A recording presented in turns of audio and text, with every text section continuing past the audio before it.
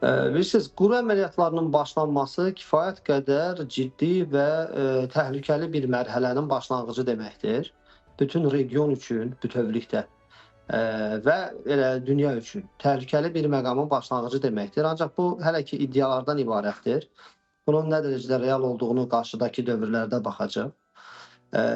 Amerika Birləşmiş Ştatları və İsrailin İrana qarşı bu cür əməliyyatları təbii ki, biz aydındır ki, beynəlxalq hüquq nöqteyi nəzərdən düzgün deyil, BMT nizamnaməsinin pozulmasıdır. Lakin burada qarşıya qoyulan məqsədlərə çatmaq üçün ötən günlərdəki hərbi əməliyyatlar və İranın verdiyi cavab qarşılıq onu göstərir ki, məqsədə nail olmaq mümkün deyil bu cür. Nəyə görə məqsədə nail olmaq mümkün deyil? Çünki İranda iki önəmli faktor mövcuddur. Birincisi, İrandakı avtoritarizm sistem avtoritarizmidir. Yəni, dövlət idarə etmə sistemi oturmuş bir sistem üzərindədir. Ali dini rəhbərin sıradan çıxarıldıqdan sonra dərhal mexanizm işə düşür. Və bu sistem oturuşub. Onu sıradan çıxartmaq mümkün olmur.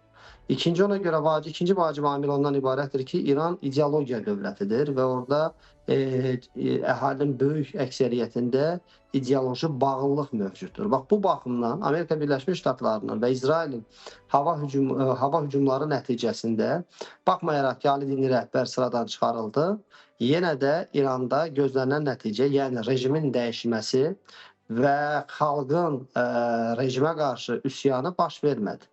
Və bu baş verməyəcəyi təqdirdə Amerika məqsədə nail olmamış olur və bu da zamanla Amerikanın daxilində problemlərə gətirib çıxara bilər. Hansı problemə gətirib çıxara bilər? Bilirik ki, Amerika Birləşmiş Ştatlarında noyabrda ara seçkiləri olacaq, 2028-ci ildə isə prezident seçkiləri olacaq. Bax, bu hadisələr Trumpın reytingini, respublikaçılar ümumiyyətlə senatda uduzmasını və hətta 2028-də Trumpın özündən sonra təqdim elədiyi namizədin qalib gəlməməsinə səbəb ola bilər. Bu baxımdan risklidir. Məqsədə çatmaq üçün Amerika Birləşmiş Ştatları və İsrail mütləq quru əməliyyatları lazımdır. Ancaq quru əməliyyatları aparmaq üçün kifayət qədər risklidir. Yəni, İsrailin tək başına gücü çatmaz İranla quru əməliyyatları aparmağa, əhalinin sayı baxımından, yəni hərbiçilərin sayı baxımından, ərazi baxımından və s. Amerika Birləşmiş Ştatları isə az əvvəl sadaladığım səbəblərə görə quru əməliyyatlarında iştirak etmək istəməz. Bax, bu baxımdan situasiya bundan ibarətdir, hazırki situasiya. Polad bəy, bir də Azərbaycan Xarici İşlər Naziri ilə Pakistanlı Xarici İşlər Naziri arasında telefon danışığı da olub.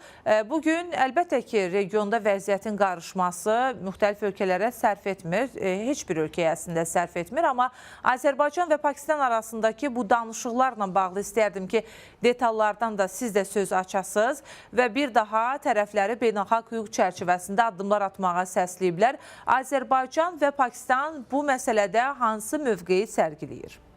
Bilirsiniz, Azərbaycan və Pakistan İran İslam Respublikasının qonşularıdır və Azərbaycan-Pakistan arasında müttəfiqlik münasibətləri mövcuddur.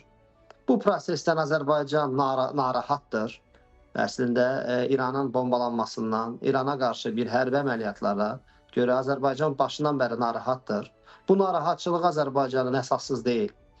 Səbəb ondan ibarətdir ki, əvvəla Azərbaycan hər zaman siyasətində dövlətlərin suverenliyi, müstəqilliyi və beynəlxalq hüququn prinsiplərini əsas tutur. Yəni, BMT nizamnaməsinin güc tətbiq etmənin qadağan olunması prinsipi burada önəmlidir.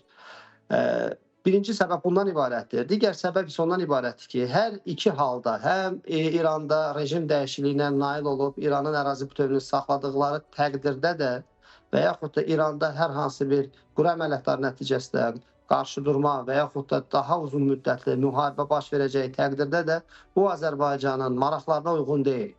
Ona görə uyğun deyil ki, birincisi İranda mövcud tranzit, nəqliyyat imkanları, iqtisadi imkanlar, iqtisadi münasibətlər, siyasi münasibətlər Azərbaycan o cümlədən Türkiyənin qurduğu və bunların maraqlarına uyğun olan münasibətlərdir. Təsəvvür edək, İranda bir hakimiyyət dəyişiyinə nail olsa və indiki hakimiyyətin yerinə fərz edəlim ki, bir məsəl üçün həmin o hücum edən dövlətlərin maraqlarına uyğun bir hakimiyyət qurulsa, burada artıq yeni münasibətlər formalaşır. Azərbaycanın strateji əhəmiyyəti əvvəlki qədər nə dərəcədə qalacaq? Bu bir aspektdən məsələdir. Digər bir məsələ isə İranın parçalanacağı təqdirdə, vurulacağı təqdirdə böyük köç deməkdir. Azərbaycanlıların Azərbaycana köç kimi gəlməsi deməkdir. Sərhədə nə qədər bağlı saxlamaq olacaq? Bu başından ayağa riskdir bu məsələlər. Bu baxımdan Azərbaycan siyasəti bundan ibarətdir ki, İranda baş verən bu hadisələr bir an öncə bitsin, tamamlansın və aralarındakı sülh sazişi barışıq bağlansın. Təşəkkür Pakistanla da Azərbaycan müzakirəsi bu istiqamətdədir.